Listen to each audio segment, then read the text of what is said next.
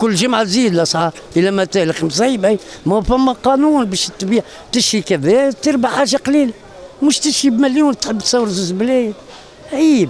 انظر خوك الزوالي كيلو اللحم ب 53,000 و 52,000 يخزر له الزوالي وما ياخذوش عليه توجيه هذا.